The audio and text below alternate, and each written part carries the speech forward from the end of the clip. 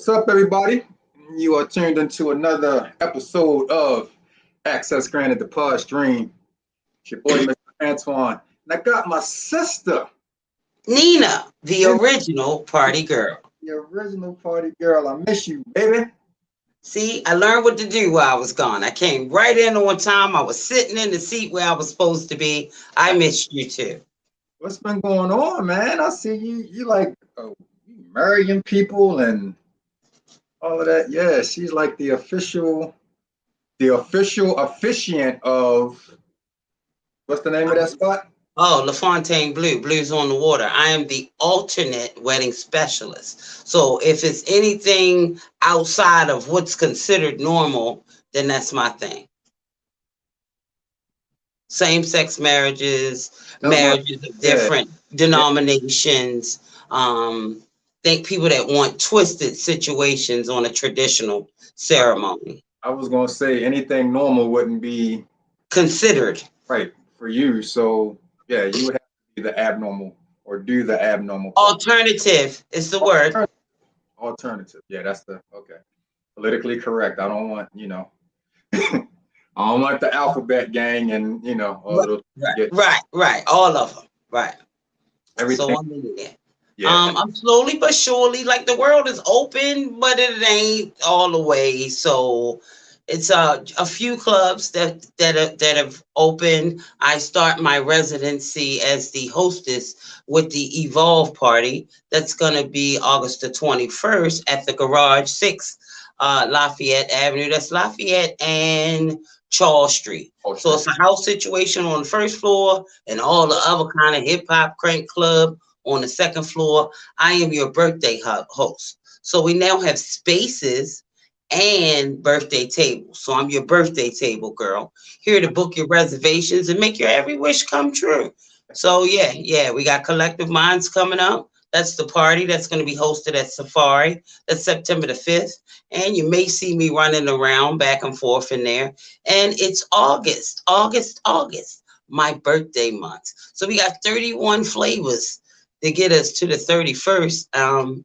I'll be all over the place doing everything. I'm in New York, I'm in Philly, I'm in DC. I'm just everywhere. I'm back, bitches.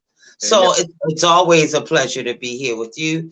And I have my show. My podcast starts I think it's next week. We record Saturday. Okay.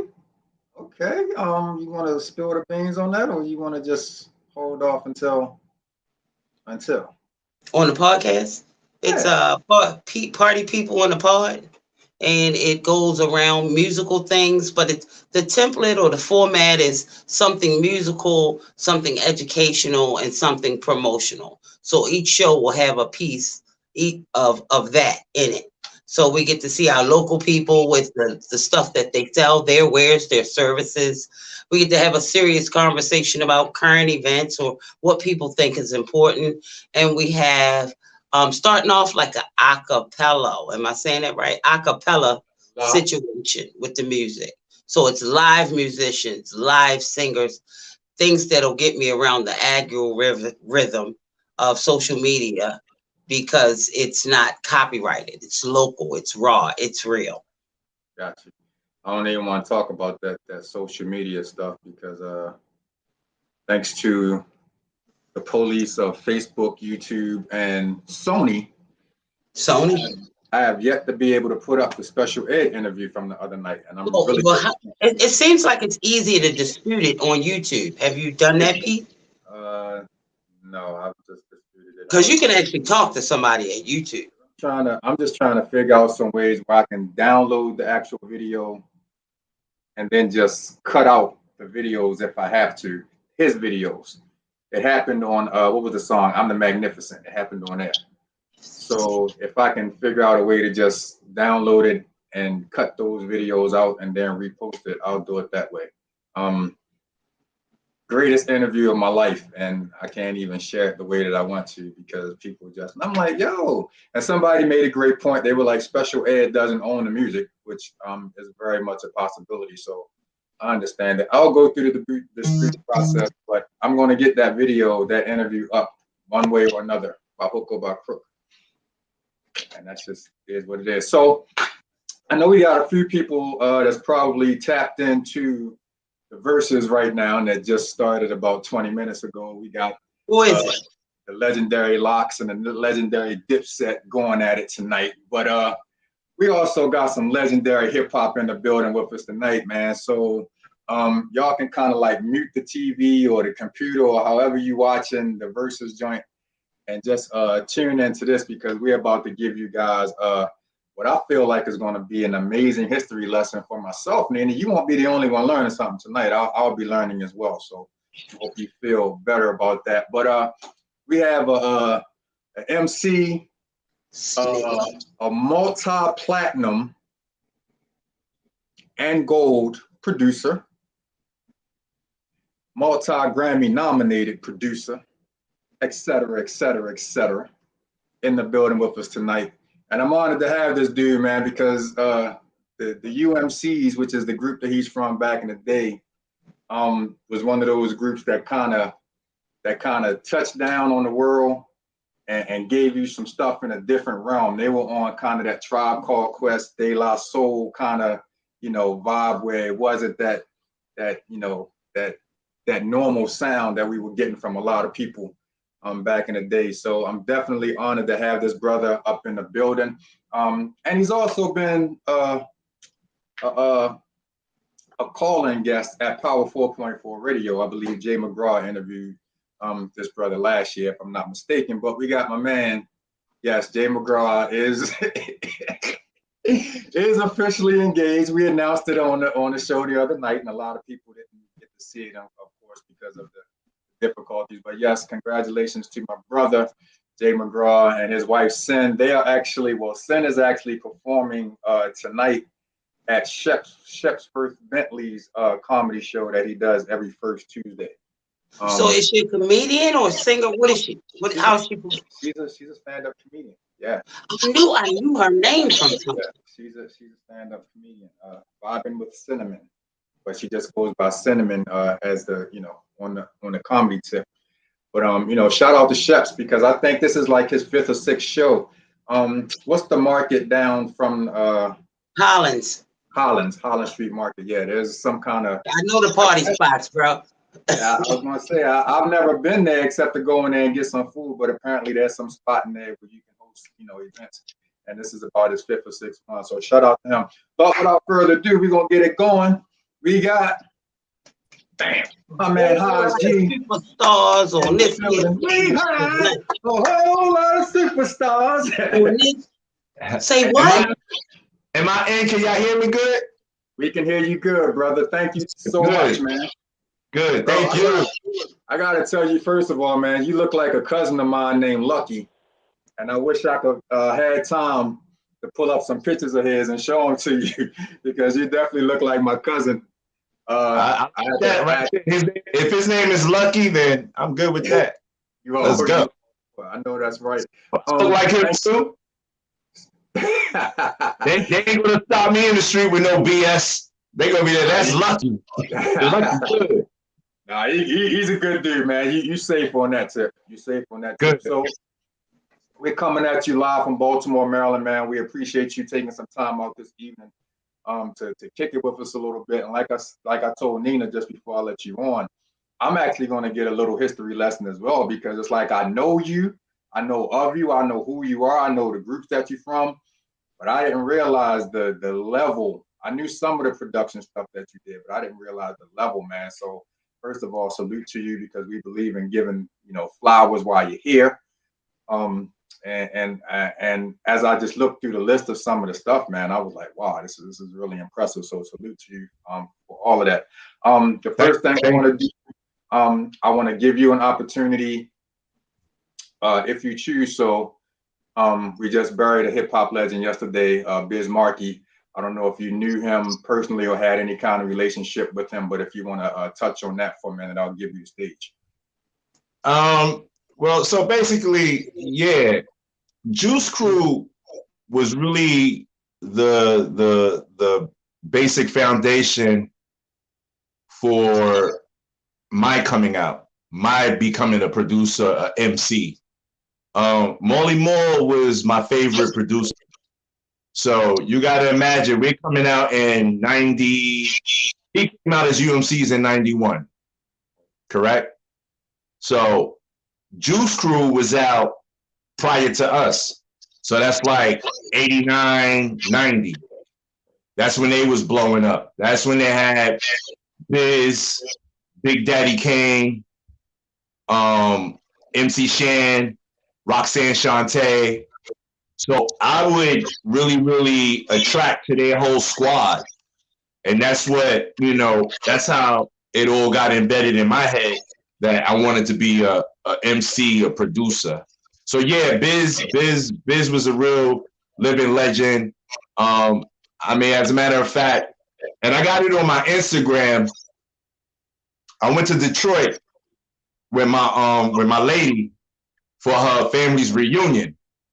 And lo and behold, they were having a show at the hotel. Well, everybody who was having a show out there stayed in the same hotel.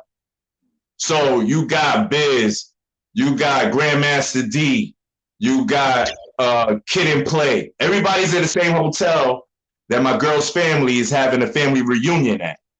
You know what I'm saying? So right then and there, I run into Biz. We all running into each other in the hall. So the family reunion people is looking at me like, how does he know them? And my girl has to tell them, like, my man is one of those guys too. You know what I'm saying? So we sat in the hotel lobby. I wasn't ignoring the family, but I had my other family there, my rap family there. Of course. And me and Biz did a little impromptu. And we saved that. That was the last time I saw Biz. So, he gave me a personal dedication. You know what I mean? Just because we ran into each other. He's good with freestyling. He's great. He was great with the freestyling. So he did a quick freestyle between me and him. And I got that captured. I got that saved. But, God bless him. I want him to rest in peace. But he was really a big staple in the game, in this hip hop game. So, yeah, my hats go to Biz all day long. And I was speaking to Cool V while it was going on. You know what I mean? While he was in the midst of going through his transitional, phase. You know what I mean? He was a little hurt. He was a little sick. But we all stayed there on that phone. We all just checked in. We chimed in. I would talk to Cool V every other day, every couple of days, just to make sure that everything's all right. He would tell me, yo, he's good. He's resting, whatever. But it was a shock when it finally happened. But you take that as V was just trying to keep him comfortable, in his final time, his final days. And me being who I am, I recognize that. So you don't pry, you just let it take its course. And it finally happened, and I don't think he went through with any pain. You know what I mean? He transitioned well, and that's where it's at now. So Nina, I'll bring you up to speed because he mentioned Cool V. That's Cutmaster Cool V. That's the DJ for Marky and a lot of members of the Juice Crew. I know you didn't know that, Nina, so we're gonna pull you in. But I'm just gonna say this, and then we can move on. Whenever you saw Cool V, he's the one who had the thick cornrow braids in his hair while he was DJing for Biz. Yeah. He talks about him in the Vapors, as a matter of fact. Well, he talks about him on quite a few records, but he actually gives on quite a few records. He was always by his side. Yeah. But Biz has been living in Maryland for quite a few years. Right. And we're familiar with him because we're familiar with a lot of DJs here. A group called the Sound Vision DJs that Biz was a part of. Right. And, I actually went to school with a lot of those guys, so through those relationships, I've had the opportunity to meet Biz a couple of times. And the one thing that I always got from him is something that Special Ed said when we had him on last week. He said Biz taught him how to be humble in the business, because he just briefly told his story about how they were out on the road one day, and Ed had his entourage, and he had 6 bags, and he had his jewelry on and all of this stuff. And he said Biz rode through with a book bag and a Walkman on, and that was literally the only thing that he had. and I forgot the words that he used, but basically it was kind of like your talent speaks for yourself.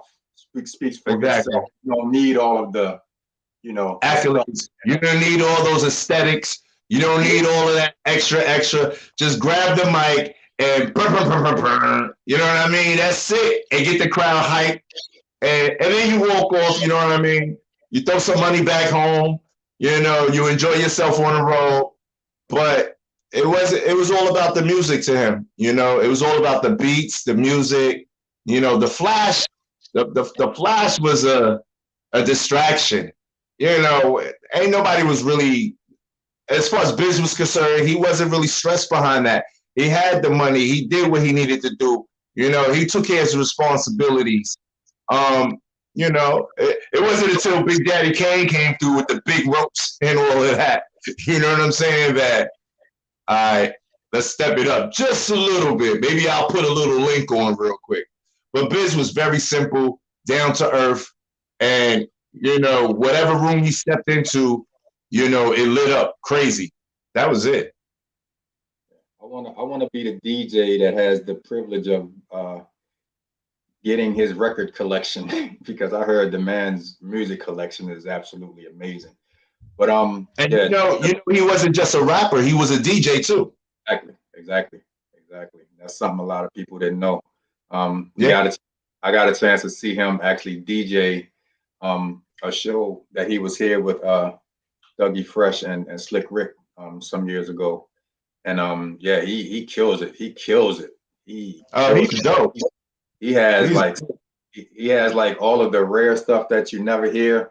And then I think for every song that has used a sample, I believe he Sam. has probably the original version of every song. Man, his That collection is extensive. was his But show. Like yeah, he was one of those yeah. very eclectic, very smart. Rest in peace to Biz Markie. So I wanna read this quote to you, man, because this kind of touched me. Music is my life. It's how I express my fears, my sadness, and happiness, my everything. My music is raw emotion. The passion I feel for music shines through in everything that I create. True talk. So that was you know, when they say you got to be sincere, that was sincerity. You know, that's what keeps me moving. That's how I go. People want to ask you, so what inspires you, or how do you make your beats? That's heartfelt because that's just the truth. That's how my heart moves when it's time to make music. You know, when I hear music, that's what it's all about. So, you know, it's been a journey, which, like I said, it started a while ago. You know, my uncles, my mom, I grew up around music. And besides music, you know, I'm an electrician by trade. So those are the two things that really like inspire me and get my mind going. Like if you had nothing else in the world, what's the one thing that will touch your heart to get your battery started, that you know you will move forward steady and hard? Besides that is my kids. You know what I mean? But music is it's what gets me going. It's what pumps me. And from all the different artists from you know from way back when, it's like, can you imagine the creativity that it took for them to come up with the diverse sounds and the diverse choruses and the diverse drum patterns and the diverse guitar solos, and like, who can do that? You know, you got to be a special kind of person to be able to do that. Not everybody can do that. If everybody could do that, we'll all be bumping our heads on this freaking earth. You know what I mean? Smashing into each other because everybody's doing it. That's why there's whole different genres of living right now. But music is a genre I pick. And that's what, you know, that's what keeps me going. That's what keeps me motivated. Um, Other than that, you know, we're here to live life, but you gotta live life under some sort of, I guess you want to call it some sort of line of inspiration. You got to have something that really inspires you to move you in the direction that you want to go. And music is what I pick. You know, attorneys, paralegals pick wanting to be an attorney. You know, that's what really drives them. You know, some of them is just in it for the money, but you want to be a lawyer, you start off as a paralegal, you know, and you already know your end game is to be an attorney. Me, I started off as a DJ, and my end game was to really, really become a producer, an executive, you know what I mean, in the music game. So, you know, there's nothing more to say about that. Yes, music is my life, and it has been my inspiration. It kept me going in regards to even building my own family and connecting with my friends. You know what I mean? It keeps me grounded.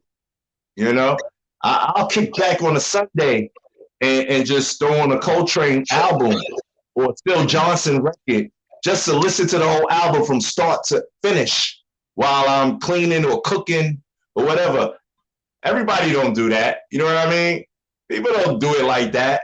I'll listen to the whole album, get my chores done, and then what's next? Michael McDonald is my go-to when I want to sit back and just listen to an album. And people look at me like I'm crazy when I say that. And I'd be like, bro, Michael McDonald is one of the GOATs, man. That dude, you know, from the Doobie Brothers stuff and, you know, all of his solo stuff, that dude is a legend. And it's funny because I was listening to what's this the Nate Dogg and Warren G song. And I started singing the Michael McDonald hook over that because that was the song that they sampled that from. Sample from. But like, what are you singing? And I'm like, bro, y'all have no clue. Y'all really have no clue. I keep forgetting Joint Man is like legendary. That's a legendary. That was the same shock that I had when I heard. As a matter of fact, the first record that I heard that I knew was a sample, and what inspired me to start sampling. And remember, I said Molly Moore was like my favorite producer. I heard my mom has a what's it called? A wicker basket, right? Yeah. And in that wicker basket, all she had was 45 records, 45s. Y'all remember 45s, right? Yeah, not the album, the little 45s. So, oh shoot, there you go. There you go, party girl. That's what I'm talking about. So, right on point. Yo, you can't make this up. So, my mom had a wicker basket of 45s. And you know, I heard the Vapors. That's when Biz came out. You caught the Vapor. So one day, after listening to the Vapors, you guys can hear me clear? Yeah. After listening to Molly Moore produce the Vapors and Biz rhyming on it, I went into my mom's basket and I started listening to records. And sure enough, I came across Papa Don't Want No Mess by James Brown. And that's where the Vapor sample came from. And I swear, I almost fainted. I was like, oh my gosh, this is where he got it from. Yeah. And I listened to that 45 like about 30 times in a row. Like, how did he do it? How did he do it? How did he do it? And so yeah, point being said, you know, the records, the sampling, it even tied in with Biz because that was the first record that I heard that made me want to produce. It's crazy. So it's funny that you said that because I have this deep down inside of me, I have this desire to be a producer. And I just want to be a fly on the wall in the studio one day to just see somebody take a sample and just chop it up and make it new like that. I've never seen it done, but the thought of that, of taking you know, an original beat and just turning that into an entirely different thing, it's amazing to me how you guys do that, man. It's work. Some people don't classify it as work, but a lot of people don't understand the skill set and what it takes to do that. Like even now, you know, you got buildings that go up, right? That are reminiscent of older buildings. You know what I mean? So there's nothing wrong with chopping up samples and flipping it. You know what I mean? As long as you pay homage, though, you gotta always pay homage to where it came from. You know, and I'm a real advocate of that. Like, I don't take a sample and just run with it and not make sure that we notify the world where the original comes from and just our transition, you know what I mean, of what we wanted to do to it. And we got the okay for it. You know why? Because it was just a new version of what was done. You know, you can't just loop a record no more. That don't rock. You might as well be rhyming over the instrumental of the original record. You got to have some sort of creativity. You got to add some sort of creativity, and that's what makes you that producer. You don't got to take the whole record. You know what I mean? You take a couple of pieces. You know what I mean? All you want is the aura. You want the same aura of the original record, but you want it done for the present time. You know, so it's a skill. Trust me when I tell you. You know, producers who sample, they got to really be in tune with mathematics. You know, because that's what this is. Chopping up is math. You know, you got to know what piece to take, when to take it, how to take it, why you're going to use it, and what value does it have to the new, you know, the new piece. So, you know, it's a solid strategic game. You know, you just got to know how to be involved, and you got to know how to do it. You got to study it. It's not easy. You know, especially if you want to be dope at it, it's not easy. Anybody could chop a record and loop it, you know, but where's the creativity? What did you do that was so fly, so different that the sample was still reminiscent, but the record sounds totally different? What was the first joint you ever sampled? The first song you ever sampled? Wow, we got to go back to beyond, way before UMCs. I was sampling, like I said, my mom had the Wicker Basket. So she had a bunch of samples, you know, a bunch of James Brown, a bunch of Smokey Robinson, a bunch of Isaac Hayes, just a bunch of records, 45s. So I don't know, I picked one, then I picked the other. I probably would say the very first thing that I really sampled, and that's because everybody was using it, was Impeach the President. So that's the honey. Ladies and gentlemen, we got the honey dippers in the house, and we all want to show you where they come from. So you know the drums, the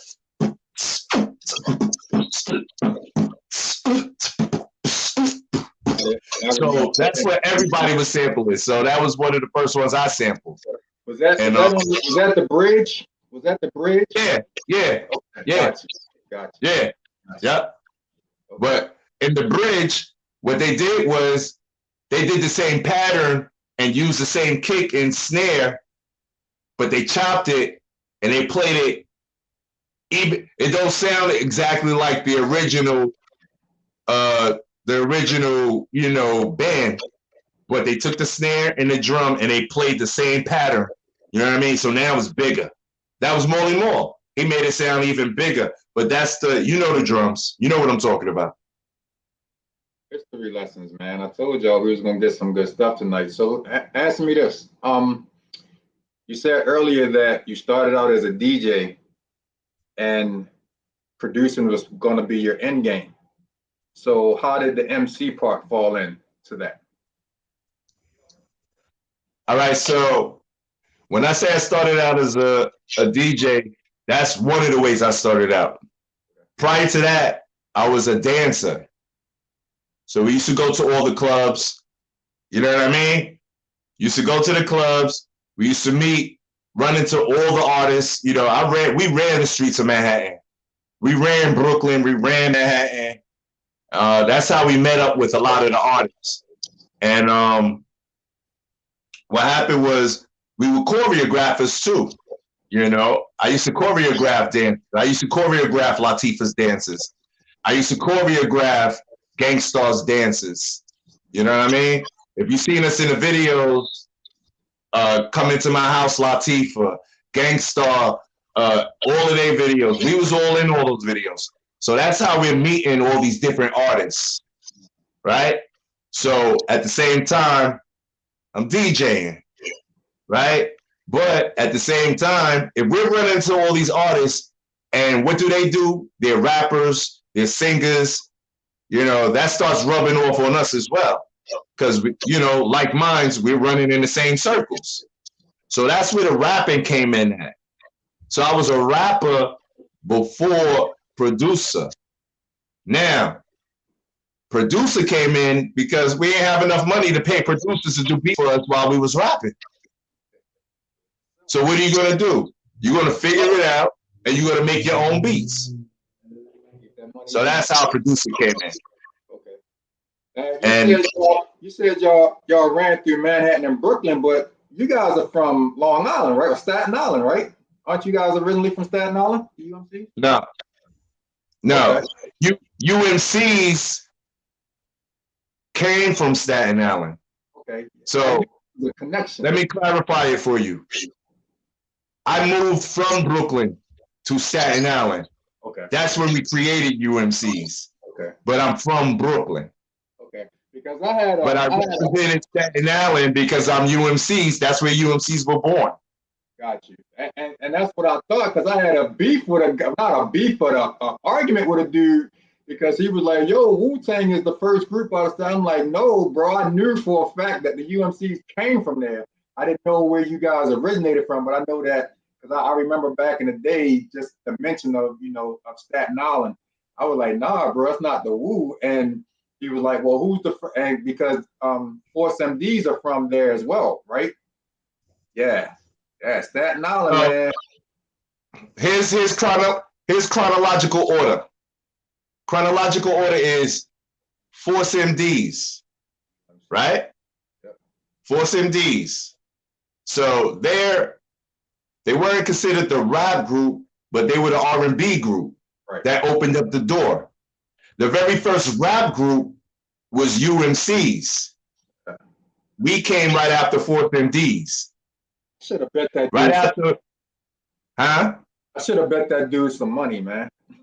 I could show him this and win $100. We were the very first rap group. Yeah, I thought so. Then it came Wu-Tang. Yeah.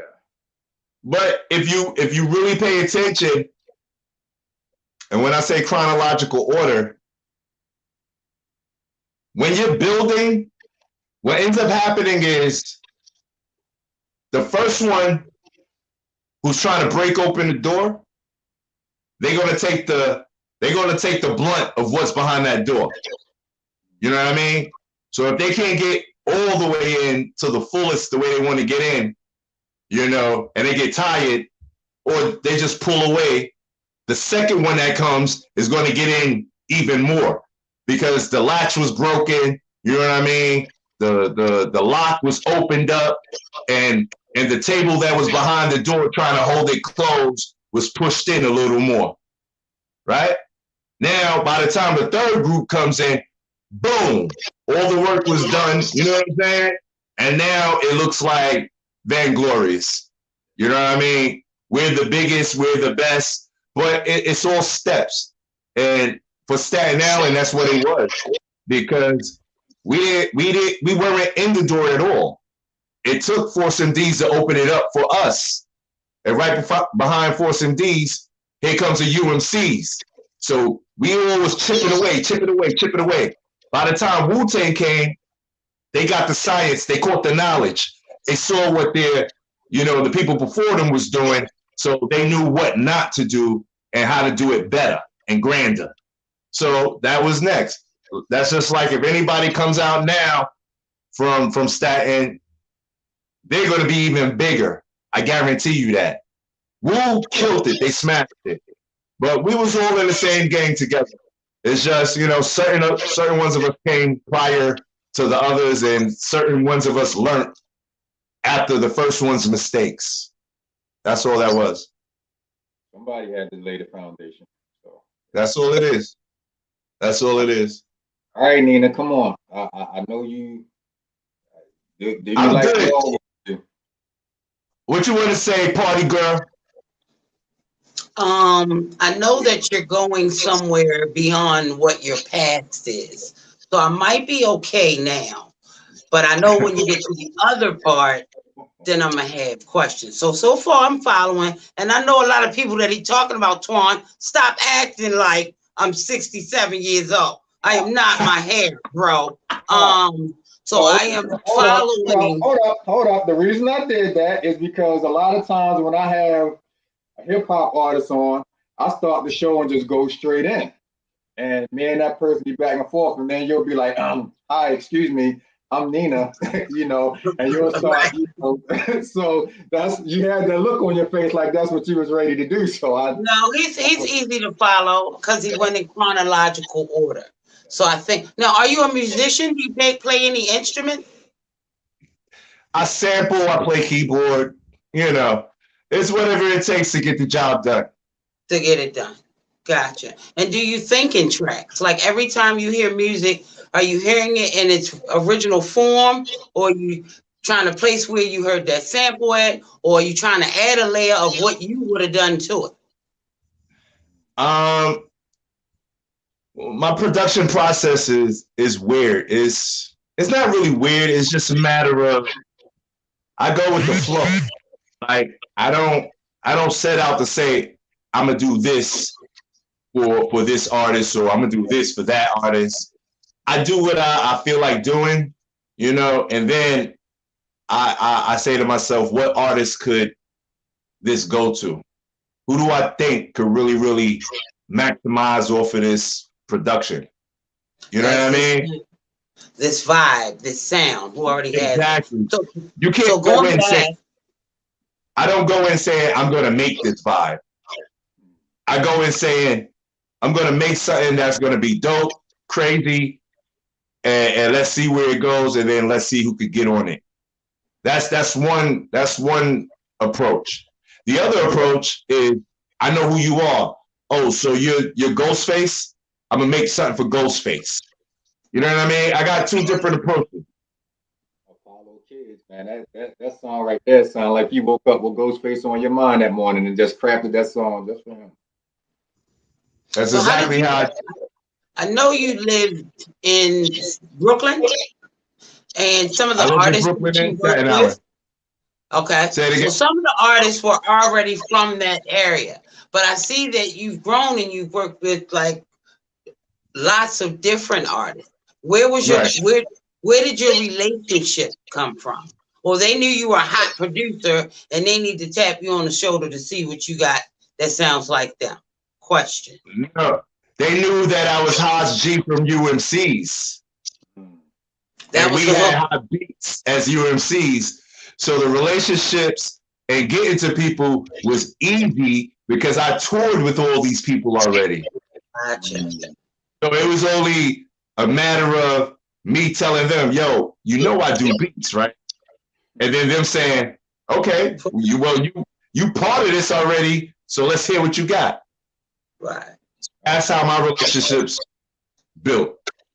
Because I was on tour with a lot of them already. Yeah, it's like you ain't saying nothing but a word, bro. Just go listen to the first joint. I mean, that's why I tell a lot of the up and coming producers, you can't quit because you don't have access.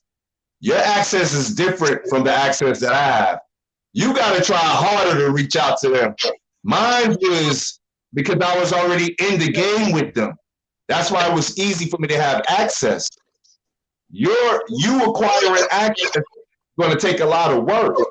You got to move around. You got to shake and bake. You got to shake hands. You got to be out there in order to meet these people.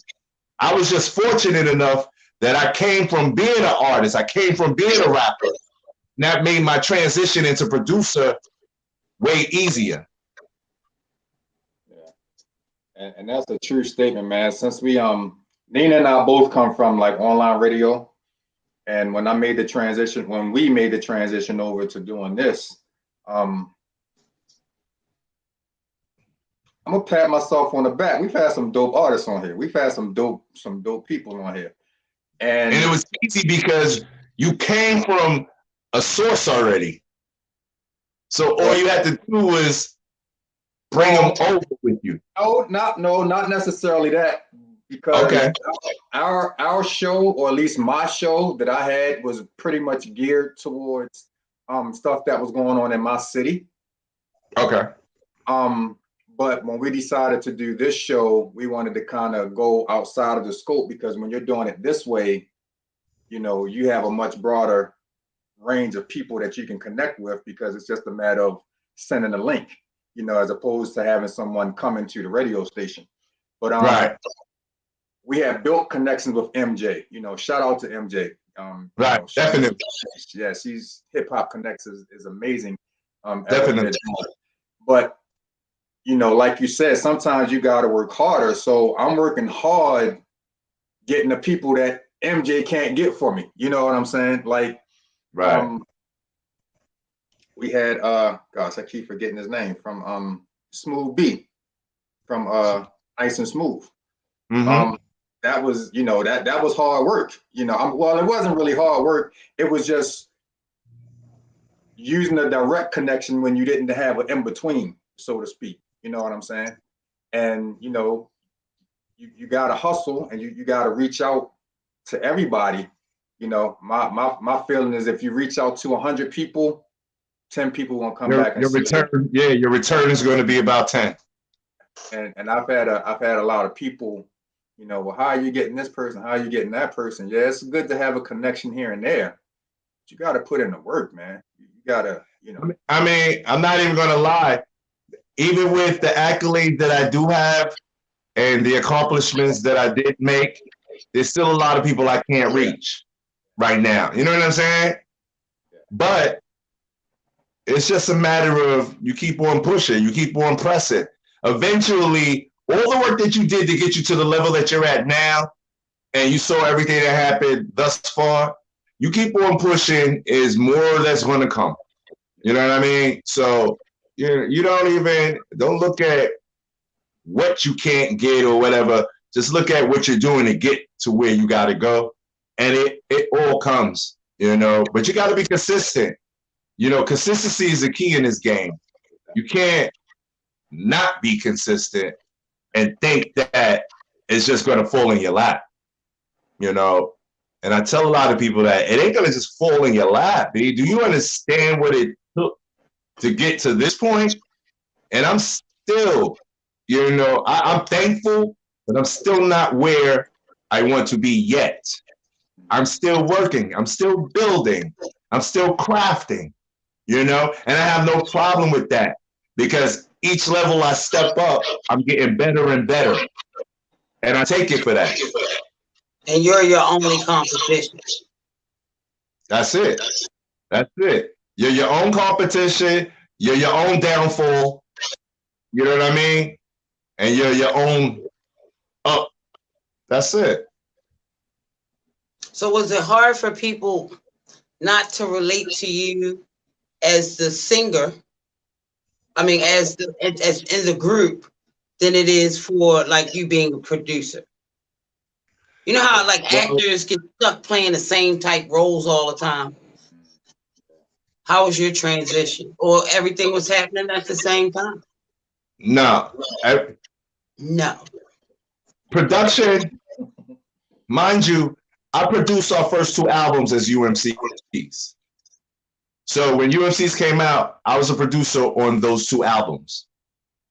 And that's 91, 94.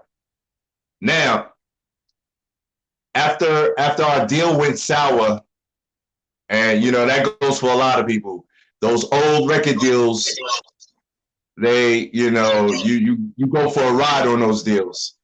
And when we left the label and all that, what I ended up doing was reinventing myself. So that's when I went from Haas G to Phantom of the Beat. Nobody knows who Phantom of the Beat is. All they know is whoever this Phantom of the Beat person is, they got hot records. They got hot tracks. So nobody even knew Phantom of the Beat and Haas G was the same person. Still to this day, they don't know. You understand what I'm saying? Exclusive. They know Still, now. Thank you. you know, yeah, they starting to learn. They starting to learn. Oh, you're the one who did Apollo Kids for Ghostface? That's Haas G from UMC's who did that. But it says Phantom of the Beat. Yeah, but it's me. You understand what I'm saying? So that's how I made my real transition. I reinvented myself. It came through with a whole new name, a whole new style. You know what I mean? But it was still the same person. But you got to do that sometimes because you don't want the stigma of the old person stuck on you. You know, that's how the public or that's how people personify it. They look at the old you and be like, oh, he got beats. Yeah, we know. And we're not going to really pay attention to it as much.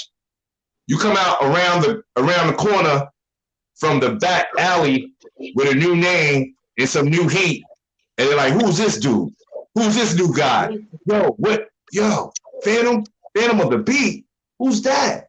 And then you bang a record out that's a hit. Now everybody want a Phantom of the Beat. You know what I'm saying? Beat. So that was my transition. That's how it really happened. So it wasn't hard. What it was, I don't want to call it deceptive. I just want to call it ingenuity. Yeah. That's smart business. Because I understand what you're saying. Because if you would have come into the producer realm as just Haas G, they know enough about Haas G already. Say that again. They know a lot about Haas G. Right, that's I just bring some excitement to the game. So you may have been in a situation where you might have gotten stuck in a box where it's like, okay, give me a blue cheese type beat, or give me, a beat from, and One to Grow. Yeah, One to Grow. The beat that you had on the UMC. Right. And if you study my history, none of my beats sound nothing like the UMC. None of the beats that I've done, after UMC's sound like that. Yeah, Magic Stick sounds nothing like what the UMCs would have done. Apollo Kids sounds nothing like what the UMCs would have done. So, I mean, it was actually a genius move on your part to do that. You know what I mean? Because a lot of times you do get stuck in, like, I remember, and this, I'm not saying this to down this dude, but I remember driving in my car to work one morning, and I was listening to the radio, the local radio station here, which is something that I rarely do. So I don't even know why I was listening to it that day. But on the way to work, I think I heard like 3 or 4 songs that all had the tag Mustard on the beat. DJ Mustard, big time producer. Salute to him. But a lot of his stuff sounds exactly the same. It's almost like once he got that one hit, then every artist came. Got to make everything the same way. Yeah, I want a song that sounds like that. I want a song that sounds like that. So I don't know if Mustard is in a box, so to speak, but he's kind of in that realm of this is my sound. You know what I'm saying? Right. And yeah. So I think that was my whole thing. Like, I never wanted to be put in any box. I'm not a beat maker that makes the same sound over and over for 20 different artists, and you got to have the same kind of sound. I'm a producer. I'm versatile. I just did an R&B record with Force MDs. You know what I mean? And Pop the Brown Hornet. You know what I'm saying? Like, you're not going to stick me in a box. I don't just make one sound. I'm a producer. A producer has the ability to produce very, very diverse situations. I don't care what it is. Whatever's necessary, what we need, that's what we're going to make. You know what I mean? Like, you're not going to hear me just produce blue cheese sounding records all the time. I can't. How am I going to jump levels if I just do that? How about when I want to do a rock record? Right, and that's where I was going. I was going to ask you, were there other genres of music that you've actually produced? And you know, you mentioned that. Yeah, I touched a lot of genres. I'm not saying all of them came out. I did some real hardcore white boy rock music. You know what I mean? I did some R&B. Hip hop is just my forte. That's where I come from. But hip hop, R&B, pop. I do pop records. I feel when you're a producer, if you're a real producer, there's no boundary. You're not locked into a box. Your imagination flows wild with you, and whatever the artist needs, that's what you're going to provide. You're going to produce. You're going to produce.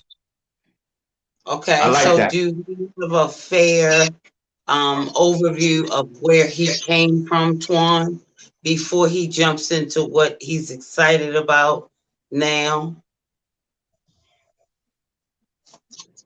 Okay. So you're working on something. I don't know what it is. But something you're in. Who was that question? Who was that question for, Nina? You want me to give the overview? No. Oh, okay. I can't do it justice. Go ahead. No, I know that we've spoken a lot about his past projects. Right. He's doing something now. And he's doing something now that he wants us to know about. He's excited about it. What is it? All right. Our time is matched up, right? We on the same time. We good, right? We can hear each other. Yeah. All right, good. So like I said in the beginning, the end game from being a DJ was to become a producer. We did production. We got a lot of production still happening. The next step after producer should be what? Engineer. No. Are you talking like maybe going to the executive level and like doing a label or something like that? Executive. Yeah. That's the next step. So now you already, you know what I mean? You did all of that stuff. Now you're an executive because now you know what the producers are supposed to be doing. You know what the artists are supposed to be doing. And now you need to go and pursue bigger checks and sit at the table with the bigger executives. You see what I'm saying? So in order to do that, I already produced beats for Busta. I produced beats for Ghost. I produced beats for 50 and Lil' Kim. I produced beats for R. Kelly. I produced beats for Trey Songz. That ain't cutting it. A check, that ain't cutting it. Now I need a label. You understand? Now I need to bring talent fully through, have them on a label. That's my stuff. Now I hire all the producers. I hire all the videographers. I hire all the PR people. You see what I'm saying? So that's the course that I'm taking. And in order to manifest that course, I ended up putting out a producer's album. When you put out a producer's album and you gather up a whole bunch of artists over the beats that you know are hot, and you make an album called Phantom of the Beat Audiodrome, and you put that album out because you put it all together yourself, what did you do? You became an executive producer. So that was the way I started it. And now I just caught my own distribution imprint through Sony Orchard. So now I got my own label imprint. Now I can put out my own records the way I want to. And then let everybody else acknowledge what it is that I'm doing. Thank you. That's a little something. My man, but yeah, that's the norm. Well, should be the normal progression for people Progression. that instead of Everybody doesn't want to go there.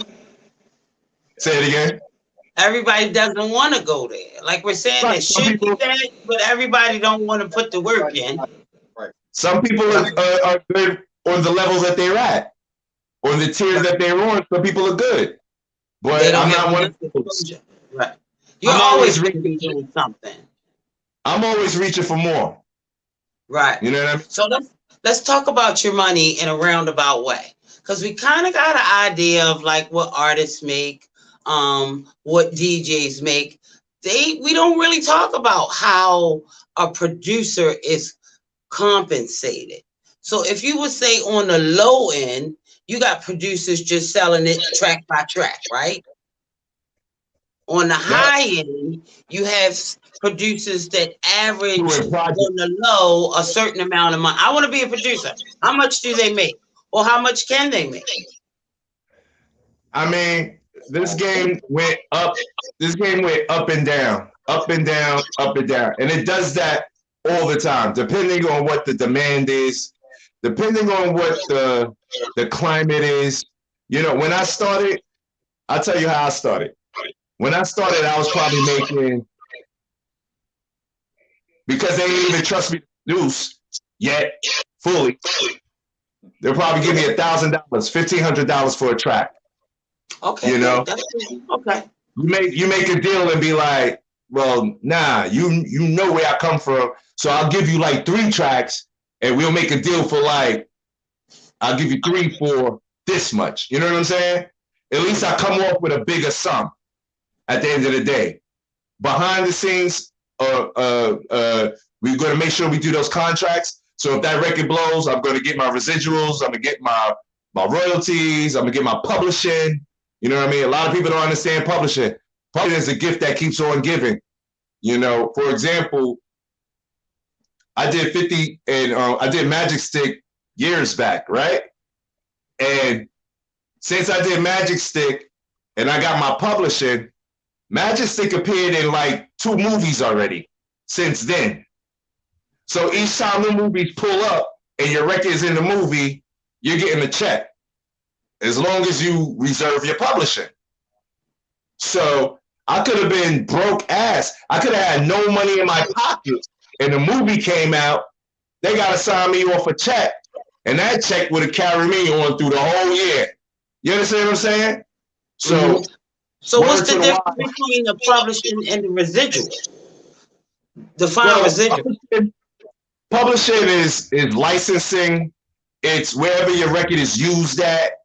Residuals is what you're owed as far as royalties. You know what I'm saying? Royalties is one thing. Publishing is the use and likeness of your record. So if my record is put on your show and it's a theme song for your show, somebody's paying for that. You understand what I'm saying? Wherever it goes, if it's in a movie, somebody's paying for that. You see what I'm saying? Is it a bigger pay when it's commercial, in a movie? huh? Is it a bigger pay when it's in a movie? It depends. It's based on whatever the scale is for the movie, whatever the movie's offering. Gotcha. That's the deal. So you could wind up anywhere from 20 to 30 to 40,000 because it was played in a movie. Yeah. You know what I'm saying? So guess what? You get that same record in a movie, in a commercial, in another movie. That's the gift that keeps giving. Nice. As long as you maintain the rights to your publishing. Your publishing. And that's where so many artists have lost out on it. They publish it away and don't understand the value. They don't understand the value of publishing. I started to really learn and understand publishing when Jay-Z came out with the Takeover, and he had the Nas line where he said, "You made it a hot line, I made it a hot song," and he talked about how MC Search basically owned Nas's publishing to The World Is Yours. So who's getting that money? Who's getting the money? It wasn't Nas. It wasn't Nas, that's for sure. So you, well, for all y'all MCs, producers, everybody out there, make sure you understand how to retain your publishing. That's why record labels want to own as much publishing, want to own your masters. Those what you produce and your product, it always come back full circle. It's not a one-time shot deal. It'll be used 10. Look at the commercials now. Aren't they using old songs in some of these commercials that are out? Don't you hear old music? So who's getting those checks? The owners of the estate. Hold on. So stop there. So let me ask you this, because I remember 20-something years ago when I used to hear, okay, Nina, when I used to hear artists always make a big deal about owning their masters. What's the difference between owning your masters and having your publishing rights? And which one is more important? Well, owning your masters, you got control of where the record could go. Okay. Publishing, you're just getting paid off of where the record is at. Okay. Okay. You understand what I'm saying? Yeah. If you own the masters, you control where the record could go. I don't care if you own publishing or not. If I say your record can't go into that movie, your record's not going into the movie. And guess what? You own publishing, but you ain't getting no publishing because I'm not allowing the record to go into the movie. Okay, gotcha. See what I'm saying? Yeah. Now, you own your masters and you own publishing. You got total control. You did? Yeah, I'm glad you clarified that, because at one point, the way that I had looked at it, it was almost like, okay, you own your masters, but if you don't own the publishing, then you're not really getting anything out of it. But now, if you own the masters, then it doesn't matter who owns the publishing if you don't give the okay for that movie to go or for that song to go. Okay. Your publishing is okay. It don't matter. You ain't getting nothing. Gotcha. Nothing. Nothing. Got you. That's it. Man, I told you I was going to be learning. I knew I was going to be learning some stuff tonight. So why don't people automatically get the publishing? Is the startup cost for that a deterrent, or why don't you do that automatically? No, you do automatically get publishing. Okay. Yeah, automatically you do get publishing. But when I say own your publishing, what ends up happening is there's a thing called publishing deals. So let's say you got let's say let's make it light. Let's say you got a box of Twinkies, right?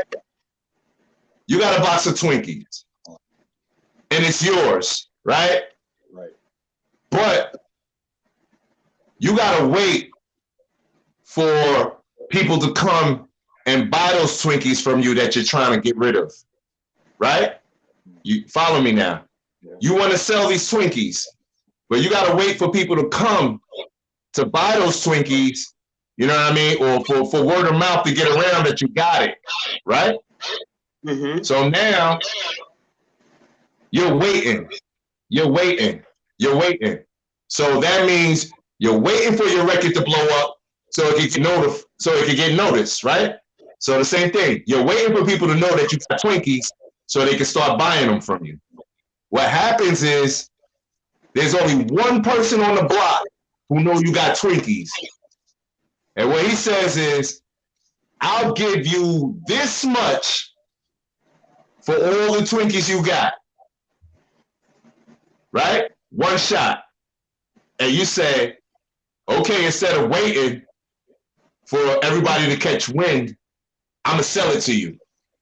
Right? So you sell it, you get one shot deal.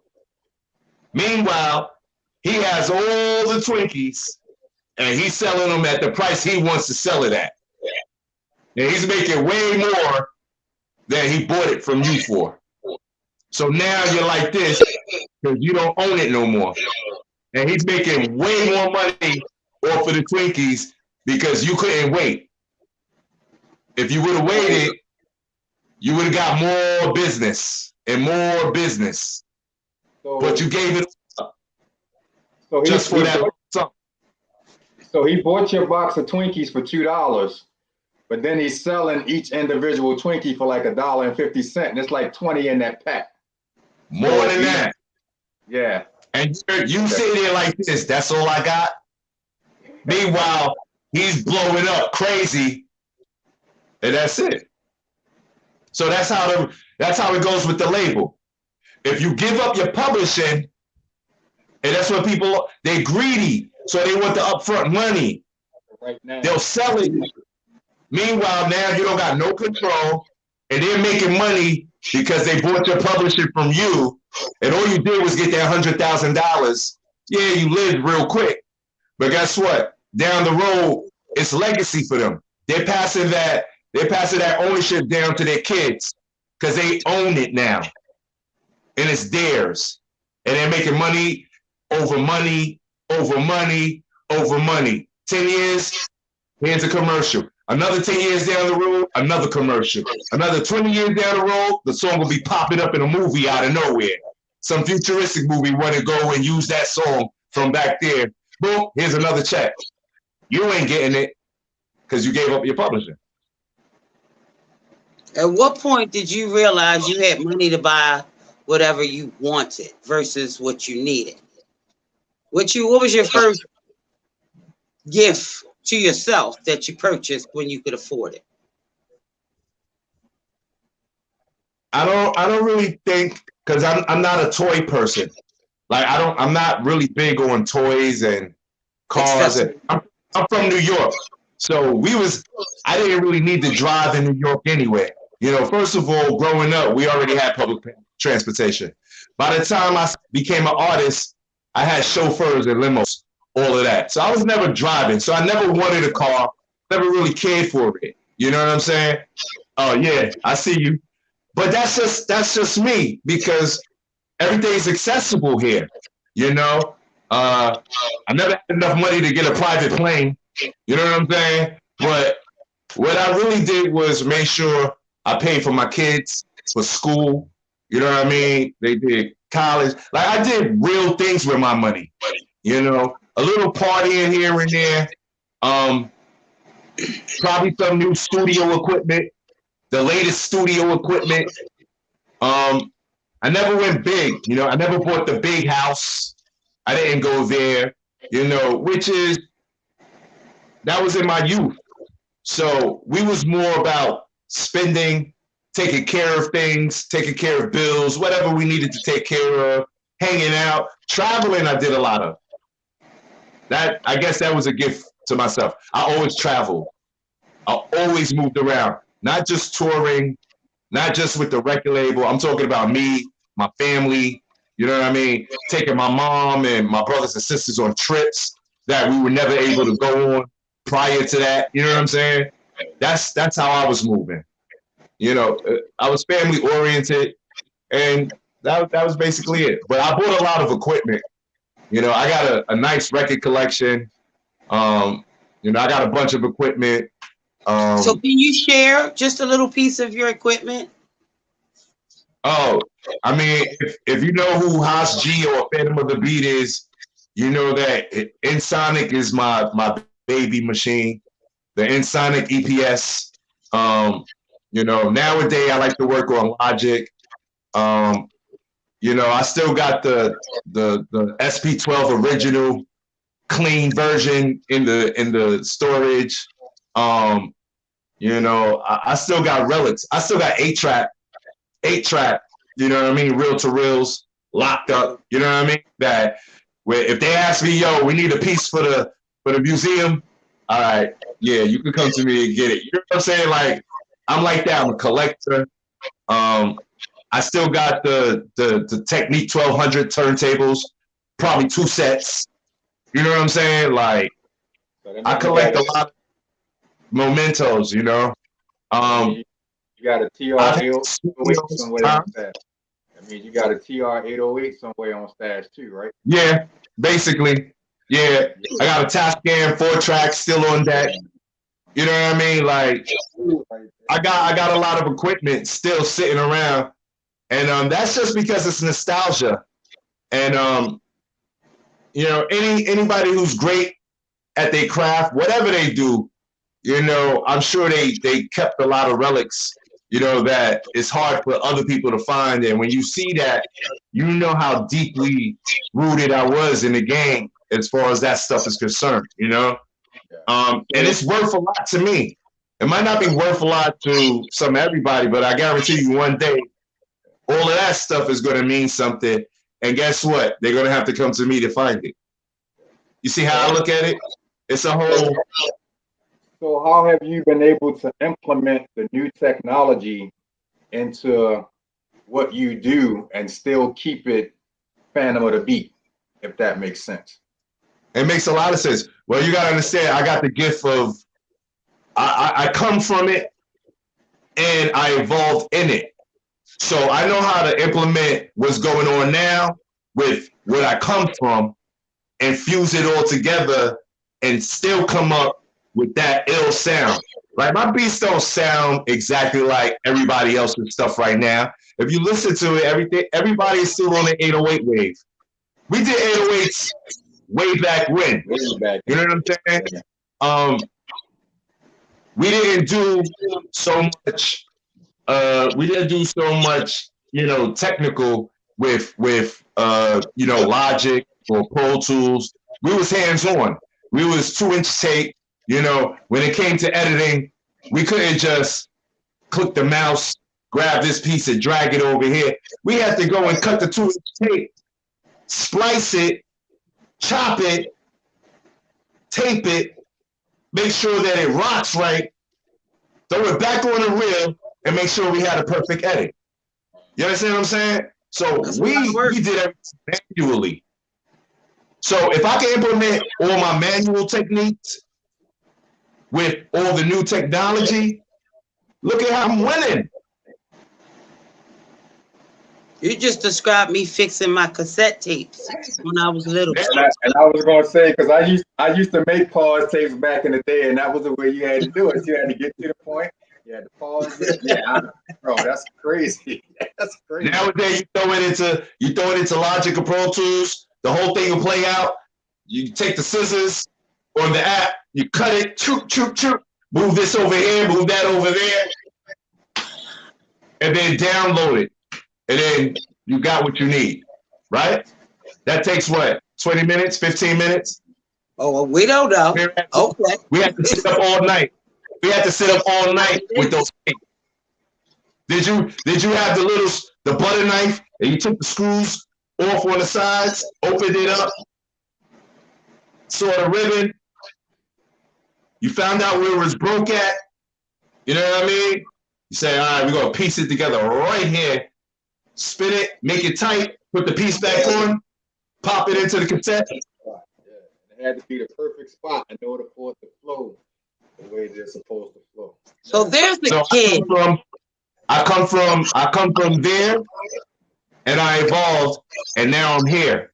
So I know both of it. Whereas the ones that's here don't know what was happening there. That's the whole turntables debate. Whether you're a DJ because you know how to play on turntable. You got to know the history of your culture and its technology to be, and I can't say you got to, but you should. Even if you're playing on the controller now, your history will teach you how to navigate that. The lesson in life. That's not just music, but the lesson in life. You gotta know where you came from in order to know where you're going. That's real. A lot of these kids now, they don't know the whole rap history. You know what they know? What you would call it? Who came out and blew up on the internet? What's his name? The young kid.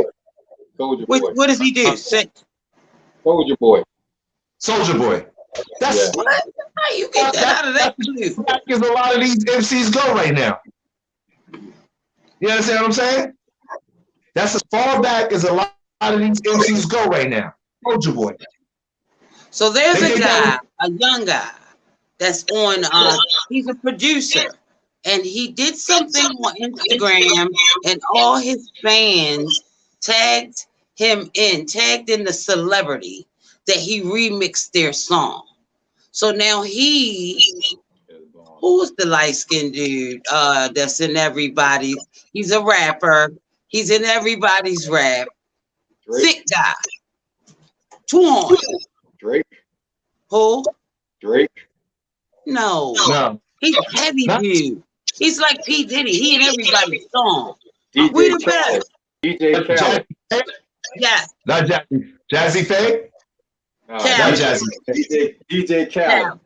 Khaled. Oh, So some kind of way, internetly, social medially, he got connected with them.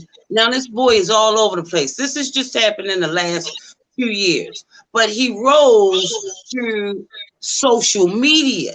He didn't have to go the typical route, or maybe even put in all the work that some of our seasoned producers does, but he related to today's technology, and now he's doing stuff for big people. Thoughts? Can't be mad at It's him. called evolution. Yeah. That's it. Can't be mad So at you him. get in where you fit in.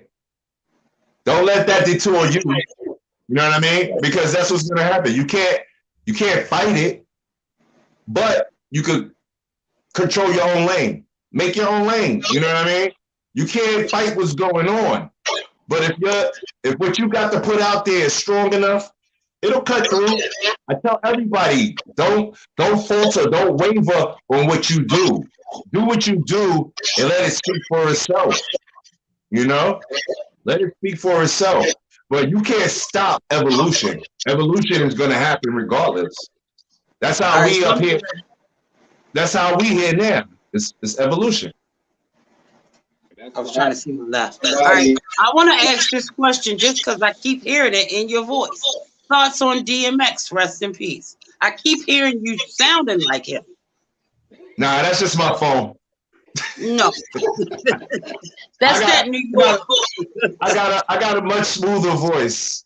You did. You did. You got go listen to When to Grow One. You'll that's me still to this day. I hear it in your ending. They don't know nothing about that, bro. They don't know nothing. I really want to play some stuff, But you can't. yeah. Now, have you ever tried to play your own stuff on a social media platform and it remained, or did they try to make you dispute what you already own? Nah, I'm not really. You know what? Let me tell you the truth. My name is Phantom for a reason. You understand? Okay. I'm not a social media junkie. You know, I got MJ for that. You know what I mean? She'll do all of that for me. Every once in a while, I like to put up real nostalgic, real, cool things. I'm not really into showing off my music. You know what I mean? Now, if I just I just signed the artist, I'll make sure that I blast her stuff off.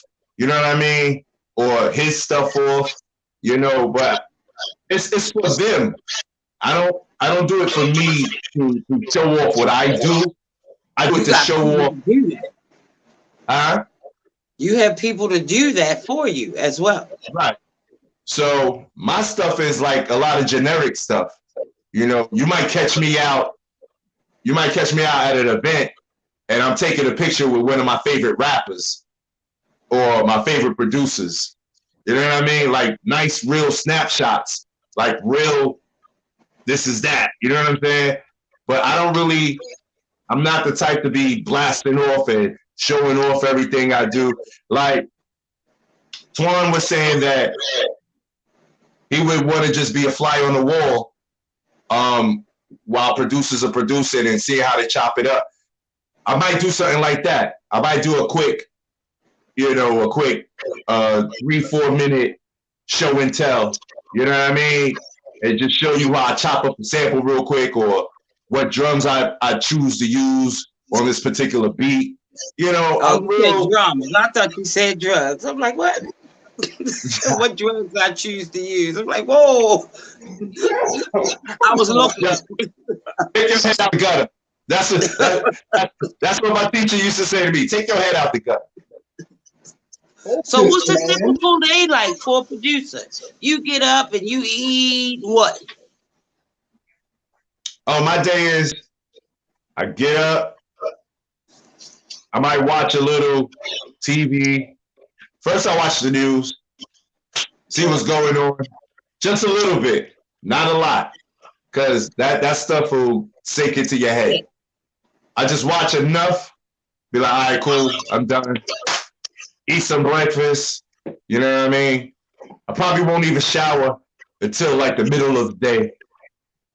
I'll probably listen to a record before I even jump in the shower. Get the bearings straight, open up the curtains, look outside, see what's happening out there, and then I get into my day. Either I'll take a nice long walk just to see what's going on outside, to feel the air, to breathe, to get some sort of inspiration, grab some chai tea or a smoothie, I don't know. Come back in the crib, listen to some music, throw the machine on, and do nothing. Go back to looking at TV. Nice. For real. I'm hoping that you're blessed with that lifestyle. Awesome. You can't force it. You can't force production. Yeah. I don't know a lot of producers like on your level. I don't think I know any. But the producers that I do know, they're kind of geeky and they're kind of married to the music. They don't need a lot from other people and outside sources. They would rather be with the music. Is that true for you? Just like that. Just like that. Yeah. Just I like, told and you, like I'll you come said, right back. two people. Oh, I'm sorry. I'll Go come ahead. right back inside. And if it ain't hitting me yet, I go chill out, do something else. When it hits me, I know. Like, I might be watching TV and I might be watching a movie, and then that's when the idea will hit me. And then I'll be like, you know what? All right, I'm ready now.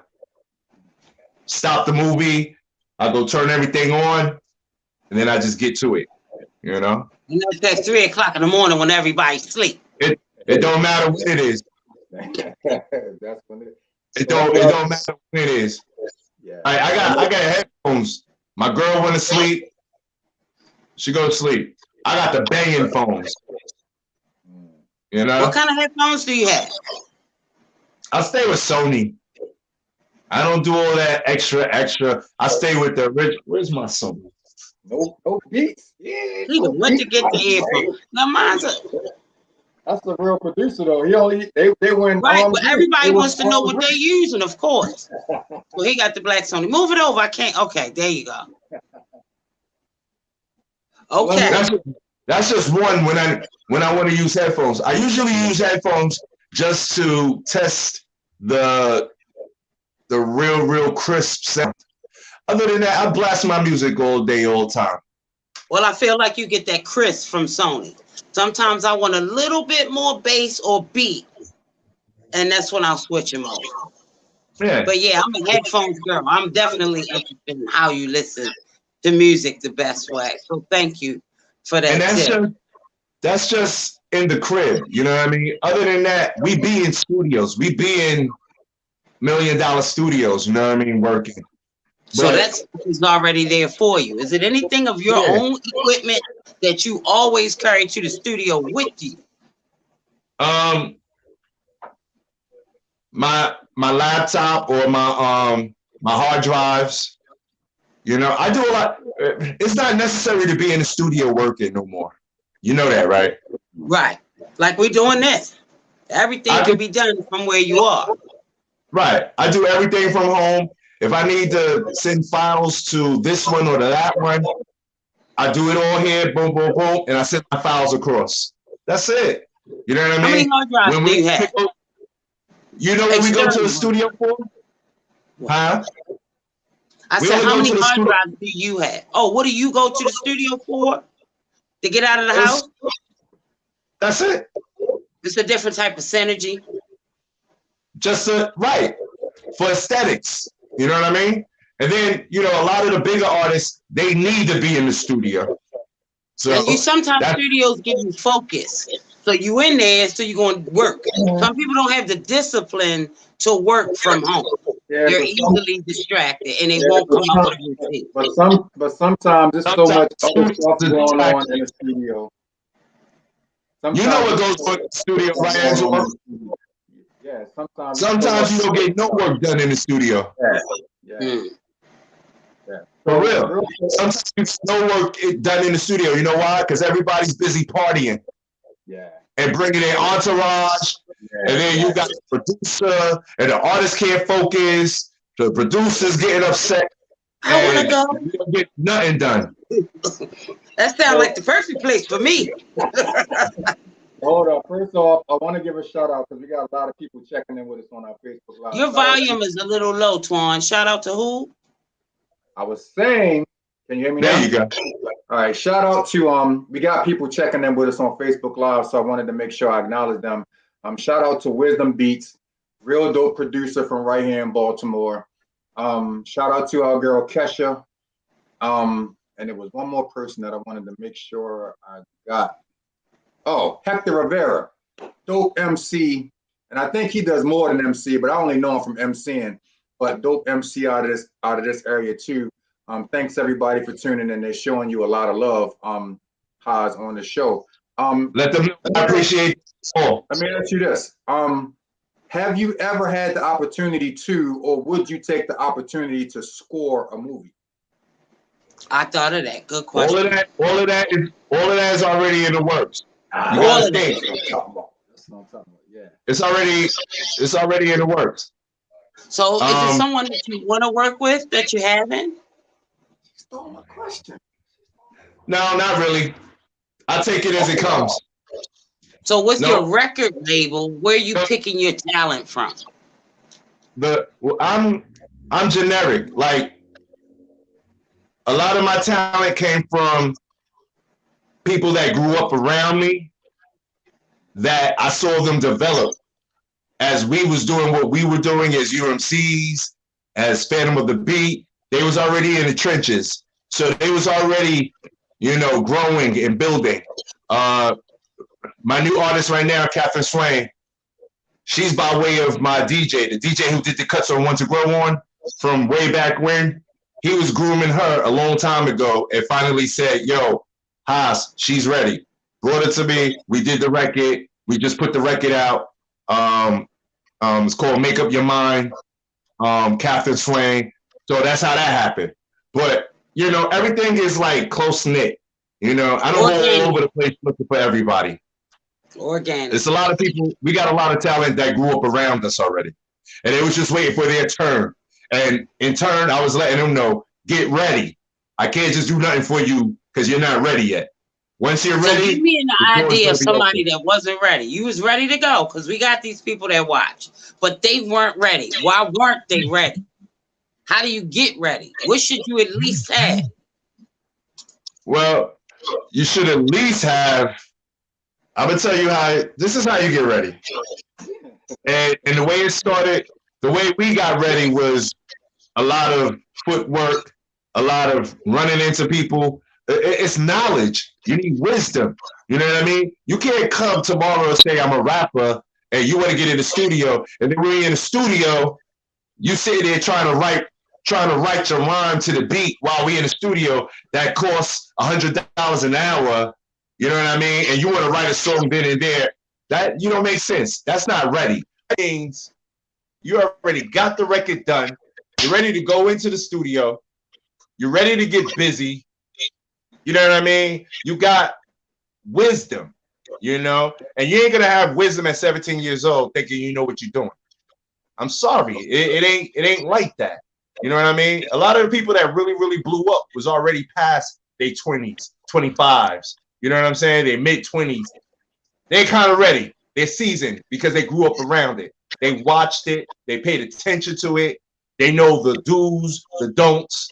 They know the rules. You know what I'm saying? Like, okay, I duffed many artists many a times. You're not even supposed to be in the studio with me, but I gave you the opportunity to, and you're not ready. That's just it. You know, ready comes with experience. You know, you're not ready when you keep on saying the same thing over and over on this different records. I heard that on the last record. I heard that on the last record. You don't have nothing in Where's the your room. content? What you don't even got content. You're not old enough. So, What you gonna talk about once you got out of junior high school? That's as far as your content exists. You ain't travel nowhere. You ain't go through those experiences. Can you hear me? Yeah, but I want to ask you this on Y'all went low on me. We're going low. Can you hear us? Can you hear me? What did I do? I blew out the speakers? Yes, Can you hear us? Can you hear me? Yeah, y'all went low on me. I can't hear y'all. Can you hear me? So you did something. Yeah, that's got to be on your end. Can you? Can you hear? Talk. It went low. It went way lower than what it was. Okay, but let me ask you this on what you just said. So what about that artist like a Jay-Z, who I've seen literally sit in a studio for hours listening to different beats until he found that beat that influenced him. And then he proceeded to basically freestyle and make it a song. Like, what about those instances where that artist might not have an idea, but the beat that you create might influence him to want to go in and do a verse or two on your beat? I mean, Jay-Z's different. Like, he's a pro already. He has the experience. First of all, he could afford to go and waste time in the studio. Right, exactly. Got you. Okay. That trumps everything. Got you. He can sit in there as long as he wants to. Right. When you're a new artist coming up, we ain't got no time to be sitting in the studio as long as you want to. You're supposed to come in there knowing what you're going to do already. That's it. So do you give them beats in advance? Can they possibly get beats in advance, like a beat tape, as they used to call them, and listen to some joints and then write to them, and then by the time they get to you in the studio, they're ready to lay verses to your tracks? Antoine, is there any way you can throw your volume up a little more? I don't know what happened. You're both of you guys are mad low. It's probably when you went to Facebook. You did something. No, I didn't do anything. I hear you loud and clear, Nina. I hear both. I don't hear you loud and clear. Right. At first you were low, Twan, and he was loud. Now you're loud. I don't know if that affected it. All right, so now I'm off of Facebook. Does that make a difference? Blink 2 times. Hello? I'll be right back. Okay. What the hell? I've seen people that think they ready, but they don't have bars because they can't breathe. Their cadence is off because they're smokers. So when the light's shining on them, it's not the same as what they've been doing at home or around their homeboys that was hyping them up. In a professional setting, they died. In a professional setting, you don't need all of them there. In a professional setting, it's supposed to be about you and getting the work done. That's really what it's supposed to be. But this is a game. This is a music game. Everything got to be a party, a party, a party. Like I said, Jay can afford to be in the studio when he wants to, however long he wants to. But when you come in off the street and you don't got a big budget, you know, what you need to do is get your beats ahead of time, write your songs, and when you go into the studio, you only got 4 hours, bang out your songs. You know, that shows diligence. That shows being ready. That shows I'm not here to waste no time. I'm not here to waste no money. You understand? So can you hear me now? It's called a work ethic. What you say, Later on, Twan? when you got all the money in the world and you want to do what you want to do, you want to invite the whole block to the studio session before you do your song, that's on you. But in the beginning and you starting, you got to be ready, man. Haas, can you hear me now? He can hear me, right? I can hear old party girl. You can't hear me at all? I No, hear you a so little bit. Tell me what you want me to ask him. I mean, I don't know what happened because Let me ask you a question. Miss Party Girl, you saw how you broke out and came right back in? Oh, yeah. Mm-hmm. Right? I could do the same thing, right? Yeah. Let's Yeah. try it real quick. Okay. Bam, he's gone. Now he gonna come back on the end. I like it when they in the middle. I be all looking like I'm getting the interview every week. But I think he's Come trying back, Phantom. That's that Phantom shit. See how he dipped off? I think he's trying to do something because I didn't change anything. Like my Facebook is on a totally different laptop than my StreamYard, so I didn't change anything as far as. I saw you drinking out that glass. That's all I saw. Got nothing to do with what's going on the laptops. That was light. That was light. So hopefully when he pops back in, well, what it is he has a lot of interview. He has a lot of information, and your interview time is getting long. It's the universe's way of making you because we could probably talk to him for like 2 days. Did you share that to my Facebook? You looking real sneaky, Twan. I'm reading somebody's inbox. That's all. You all like your little nephew? Like, what are you doing? I was reading, and there he is. He's popping back in. Can you hear me now? Perfectly clear. Bam. See, And you're in the middle. That's that producer. It wasn't me, but no, but what I was saying when you couldn't hear me was basically just that question of, do you send out your beats to artists in advance when you know that you're going to have a studio session with them so that they do have an opportunity to vibe with your beats, and then when they do come to the studio, they're able to come in and handle their business? Because like you said, not everybody is Jay-Z, so everybody can't just come spend 6 hours in the studio and chill and waste time. Well, you gotta consider the fact that I pay for studio time for my artists. Okay. You understand? So I send them the tracks ahead of time. We don't go in until I hear the song. You know what I mean? Then we book studio time. It's time to go in and time to go straight to work. They wrote the song already, and we're just going in to bang the song out. So we don't sit in the studio writing songs. That's how I get down.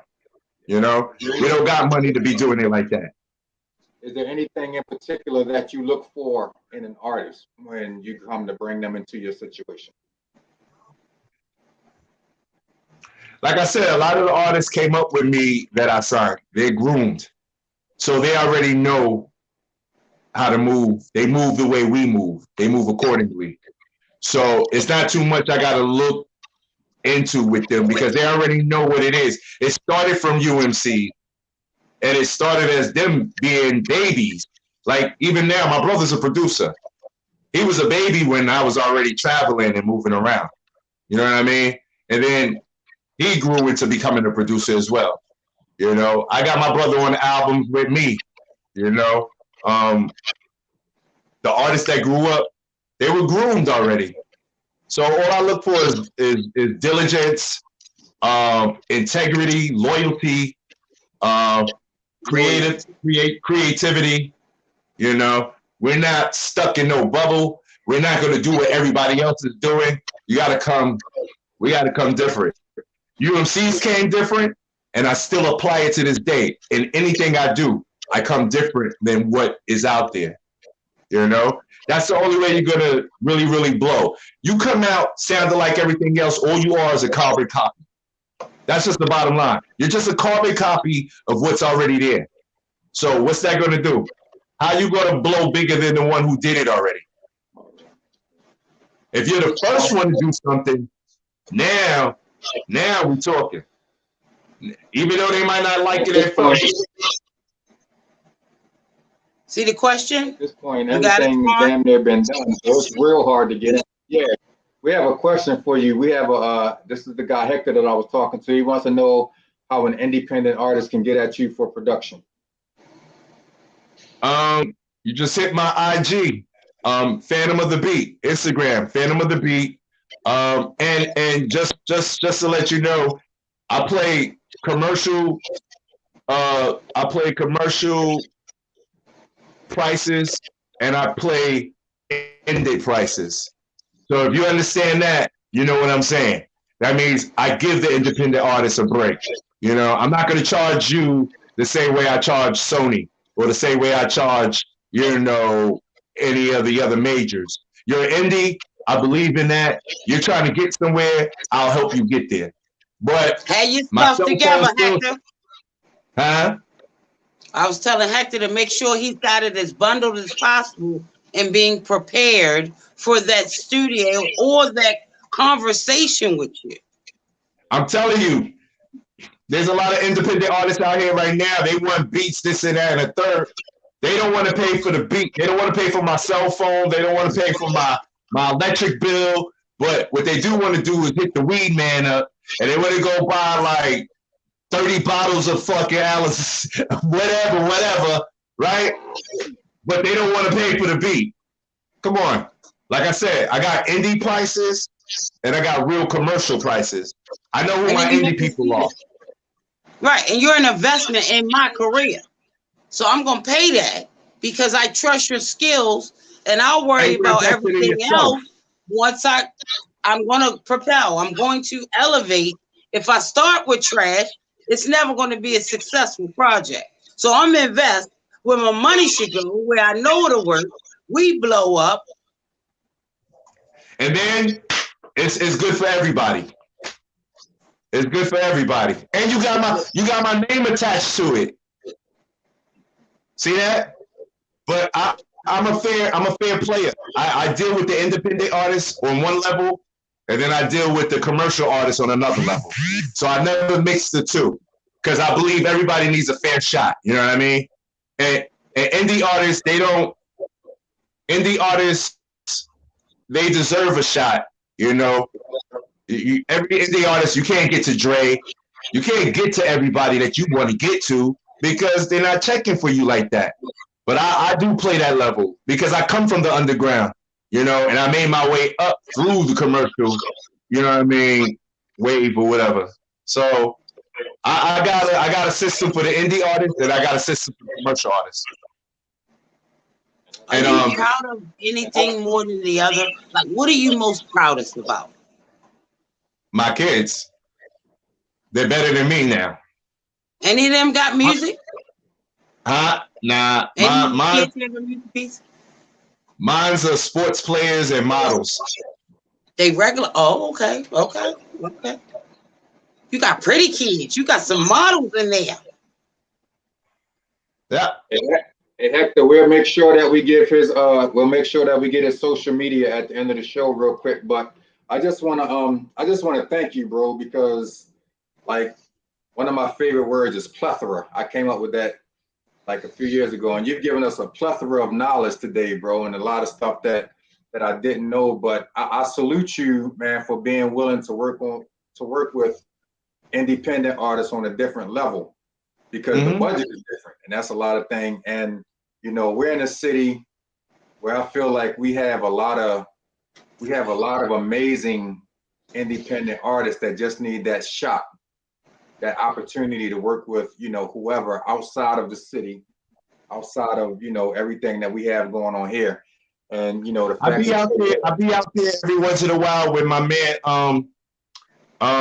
Sean Torre. He's a producer out there. Oh my God, are you serious? Yeah. Yeah, you know Sean?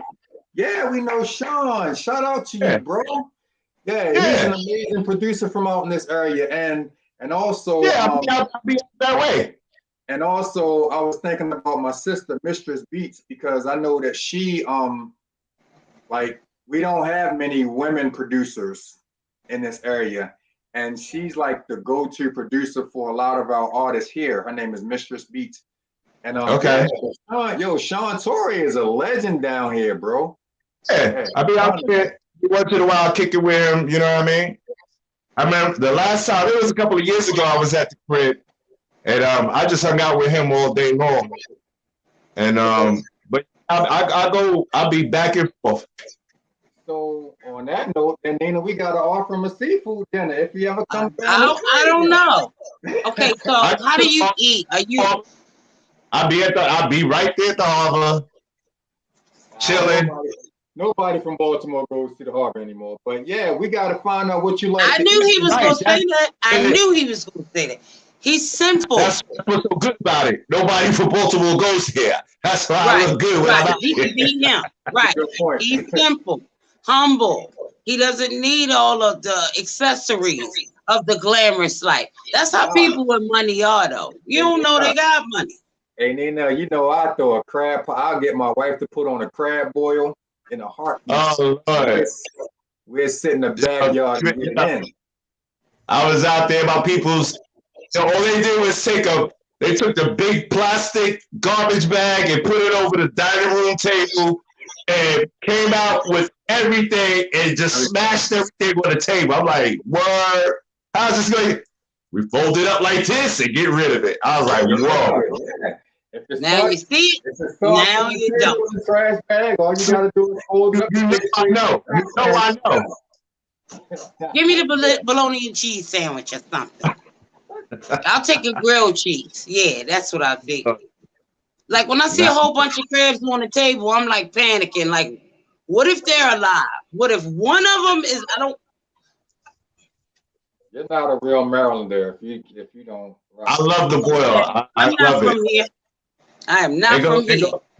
Everything from potato, corn, yeah, crab, lobster, shrimp, the mussels. I like the egg. You gotta have the sausage in there. You gotta have the mussels. You gotta have all of that. Yeah. I don't like to have the crab in it though. I can have the boil with the juice, but I don't even have to have the. That you missing out, sister. You're missing out. Yeah, we're gonna get rid of her for a second because if you don't want crab in your crab boil, then it's not even worth it. That's not how we get down. Look, we just wanted you back on the end. Right. Thank you. So you could be in the star in the middle. Yes. I like it. Yeah, definitely. Yeah, I love all artists and I'm real down to earth when it comes to it all, truthfully. You know what I mean? But at the end of the day, I love what I do and I love making money at what I do. That's just it. You know what I mean? But beyond making money at what I do, my plan is actually to guide music in a certain way, you know, in a certain direction. You know, you can't, you know, we're gonna change it all overnight. But I guess is, you know, the more that I put out and the more people gravitate to me, that's where the sound starts. It'll start going that way. And it happens with every producer. The sound changes. What's your birthday? Huh? What's your birthday? Your birthday. March 24th. Aries. Very determined. You should be successful. You know what you want, and you get it. And it takes time. So is there something that we did not ask you that we should have? So like you get off this thing and you be like, damn, I should have talked about this. Did we get you? We get your whole picture? I think you got the whole picture. I mean, the last thing was basically that my journey is leading me up to becoming an executive. You know, like I said, I put out the producer's album. I got my imprint under Orchard Sony. Shout out to Who Mag, Rob Schwartz. I'm allowed to do whatever I want to do. I'm signing whatever I want to sign, and I'm putting out whatever I want to put out. And I got the support of a nice machine. I'm putting together a nice team, you know, of real professional people, you know, because if you notice, well, you know, if you haven't learned or you learned, and I'm not speaking to you two guys, I'm just talking in general. a record label is comprised of a couple of parts. It's comprised of production, it's comprised of PR, and it's comprised of administrative. So I put together that whole pie for my label, and visuals. That's another one. Video. Who finds you? Like AR, am I saying it right? A&R, that used to be a thing. They find talent. Where does that fall in any of those compartments that you just? How do you find? It's under production. It's under production. A&R is under production. Yeah. Okay.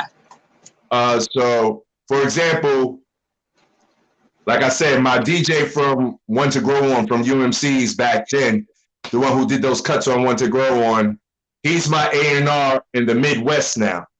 He's the one who just brought the new girl to me. So he gets dubbed A&R because he brought that project to the table. So that's his project. You understand what I'm saying? So he's in charge of making sure that project gets done the right way. She's out there with him. That's where he's at. So it's his job to relate to me everything that needs to be done and vice versa. And he gets it done while he's out there. She just left New York, actually. She came up. They flew up to New York. And then they jetted back. We shot a video up here like 2 weeks ago. And so we What's her name again? Catherine? What's her name again? Her name is Catherine Swain. Swain? Swain. SWAIN. Oh, gotcha. Catherine Swain. So that's the next project that I got coming out. Prior to her, we did a couple of releases. I don't know if you remember Pop the Brown Hornet from GP Wu. He's from Staten Island too. Like Staten Island is that's my home base. Breeding ground. So a lot of artists from out there are starting to resurface, and they like to come to me for it. But I'd be like, come on, man, y'all better, you know what I mean? Like, don't get it twisted. Just because I came up with y'all over here, y'all been out. All this Wu-Tang stuff been out, blah, blah, blah. Let's do it right this time around and let's get it, Whatever you got, I deserve as well. Whatever you want from me, I could give it to you, but, one hand washes the other. That's it. And if it don't go there like that, then I don't do it, I stay focused on my projects and what I got to do. What is your contact information? So you can find me at Phantom of the Beat on Instagram. You can find me at Phantom Music on see, I be forgetting these things. What's the other one? What's the blue and white one? Facebook. The blue and white. Man. I told you MJ be handling all this stuff. But look at you. I can't hate you. It's working for you. Nah, really, Phantom. I can't even see it. The number one is Instagram. I be on there consistently. So Phantom of the Beat on Instagram. Definitely. And you'll find me. And if you don't find me there, just Google me. Google Haas G, UMCs, or Google Phantom of the Beat. It'll take you directly to everything, any part of social media that you need to find me at. All right, so our world, as before we close, our world is changing. It's doing things that sometimes could be scary, sometimes can be motivation. What is it? The whole world is watching tonight because we got to manifest that. What are you telling? What's your message to the world? My message to the world is simple. Don't let the outside world dictate your emotional, your mental, your stats. You're supposed to be one with God, not one with your surroundings and what's going on, because those are influences, and those influences can do either one of two things. It could take you negative or it could take you positive. But if you're centered, you know what I mean, and you're focused and you're in tune with the higher power and the universe, some people call it God, some people call it the higher power, some people call it the universe, whatever it is, your heart, Go with your heart. You understand what I'm saying? There's a lot of people who are scared to take the vaccine right now, but then there's a whole bunch of people who took the vaccine. Some people are saying that this is just a ploy or whatever to force us to do something, and then some say no, it's necessary. Who's right? Who's wrong? With your heart, do what you're supposed to do, stay focused, and stay locked in. And don't let nothing detour you. The only one that can beat you is you. I have a fun fact here that tonight's show, me and Twan like disagree kinda on everything. That's why we get along. Because it's always two different sides of the story. This show, me and you, the whole show was doing this, Twan. So we got like we're listening. We don't. I don't want to think of a question because you had that much information. So I was just receiving it, and we were doing it at the same time the whole show. So we want to thank you. That means we had synergy all together. Synergy, exactly. Same page, synergy. And even though you do what you do, you made me, while I'm thinking, want to produce something else. It's not music, but my mind wanted to produce. That's synergy. I wanted to use the same energy that you do to complete a project, and I'm thinking of shout out to Hector because he's throwing a whole lot of talking over there. You just said it. Producing is the completion of a project. That's what producing is. Complete. And I want to finish some. I want to finish some of my projects. Twan, did you have anything you would like to say before I do that other thing? Nah, I'm just like we've had the opportunity. Sean Torre. He still suck on Sean Torre. Right, exactly. But no, man, we've had, since we started doing this back in December, Nina, we've had the opportunity to just like really meet and connect with some really dope people. And I just appreciate the stories. I appreciate the wisdom. I appreciate the knowledge that we've been given. You know, shows like this is why I do this. You know what I mean? Like, I'm not in this for money. I'm not in this for ratings and all of that kind of stuff. I just love to sit down with genuine people and have genuine conversation and really allow the people that support us to get to know people like you on a totally different level. Like, we don't even know you as Haas anymore. We know you as, I forgot what your name, because you got your government name on Facebook. I forgot what your name was when we was in the chat with MJ, but yeah, I'm not gonna put that out there. He always snitching. I just love to have this opportunity to just sit down and learn something other than what I already know. You know what I mean? So I just thank you, bro. Like that's all I need. This is good for me. This is good. And vice versa. At the end of the day, I want to thank you guys because without these platforms, it's hard to get it to the people. You understand what I'm saying? Y'all make it possible with this type of platform to get it to the people, you know? I know we covered a couple of hundred today, you know what I mean? Even more. But it's these platforms that allow us to be able to do this, you know? And especially we're not even supposed to be going anywhere as much, you know what I mean? They just now opening up. Now we got technology and y'all set up a way that we could get to everybody. Come on, thank you. Thank you. And again, a big shout out to MJ. Definitely. She's been a major plug for me. I'm going to. All that time I thought y'all was talking about Mary J. Blige. Who is MJ? Introduce her. At first, I was like, it ain't Michael Jackson. Okay. So for people like Nina, Hip Hop Connects, MJ Savino. She's been like I said, Jay and I had the opportunity to meet her a couple of years ago. Yeah, she said Mary J. Blige, bro.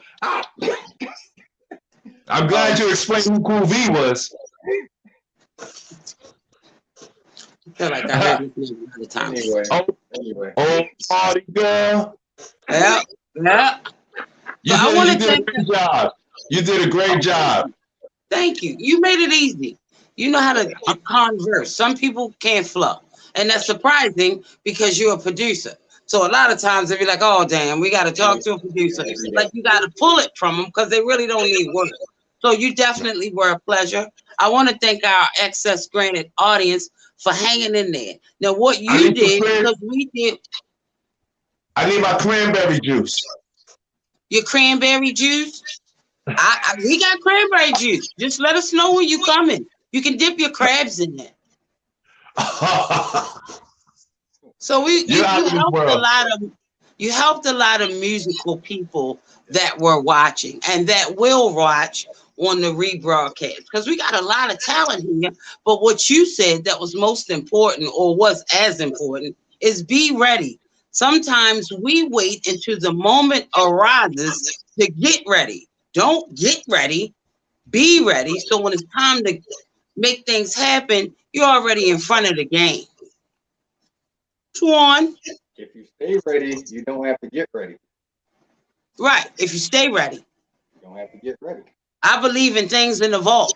So I want to give you what you need, but I always want to have something stashed back here so I don't miss a beat. I can keep flowing. I'm investing in my future. So I thank you for investing in our indie artists. I'm in awe. You're amazing for your past, for your history, for providing us with the history. We talk to music people all the time. You just gave us a whole jam session with new information that we've never heard.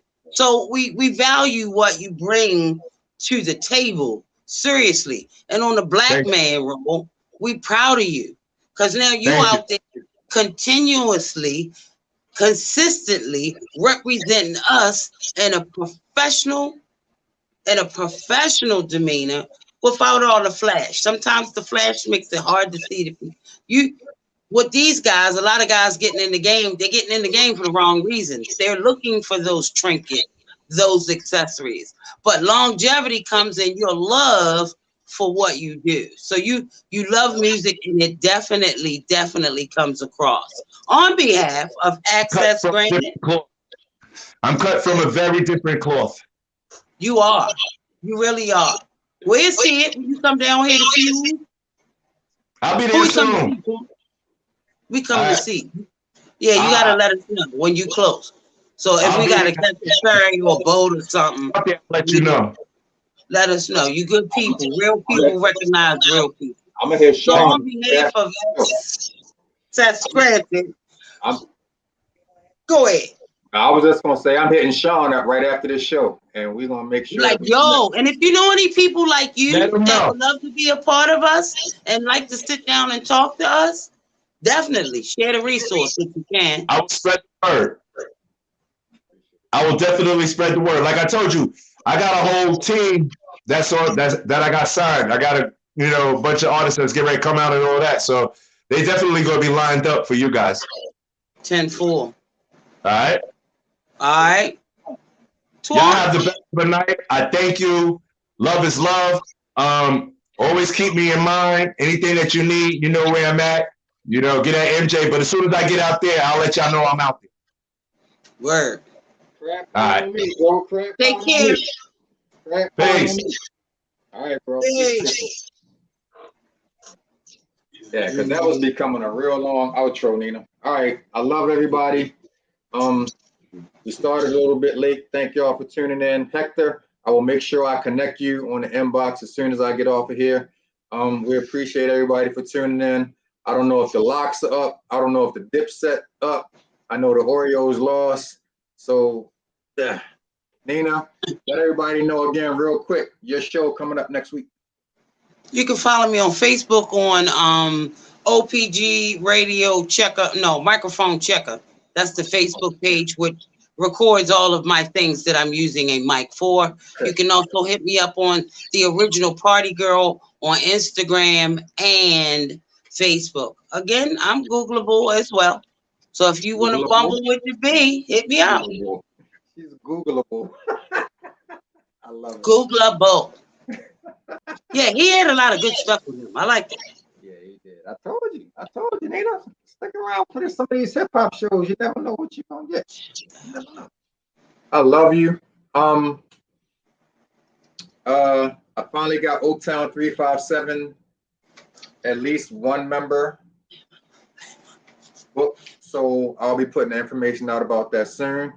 The hell with JJ Fad because I got to go through too many changes. Yeah, I'm putting it. Yeah, Yo, if I got to go through hoops and ladders and shoots and da da da da, I'm good. I'm good. to help you shine bright, I got to jump through all these hoops. I'm Okay. good. I'm good. I'll put a Baltimore artist on before I go through all of this. I'll put Hector on and talk to Hector because I know he's dope and got some amazing stuff going on. Appreciate you hanging out with us tonight, bro. But yeah, I'm not doing all of that stuff. Lord, the Orioles lost 13-1. Anyway, JJ Fad, or at least the foreseeable future, won't be on the show. Oaktown 357 is coming up. I believe it's next Sunday, actually, Nina. So stay tuned. And I got a couple of other things that I'm working on. I got some actors, Idris. I got some actors, Idris, that I'm working on. Did you say house music? I was just coughing like Idris. I got some stuff. Don't play. Don't play. Hey? Idris. Don't say nothing about that. Man. Man.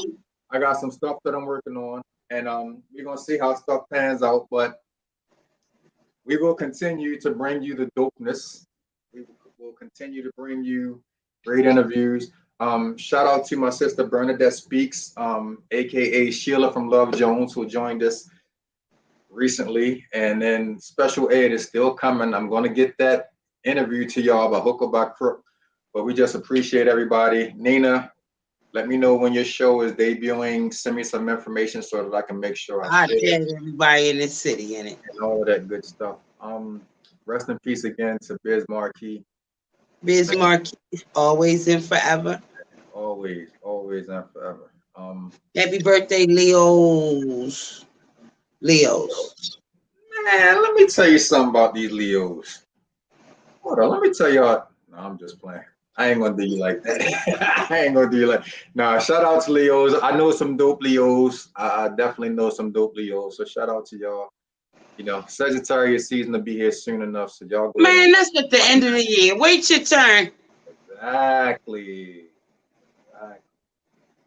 So, you know, just rock with us. But yeah, if you're a Leo, salute to you.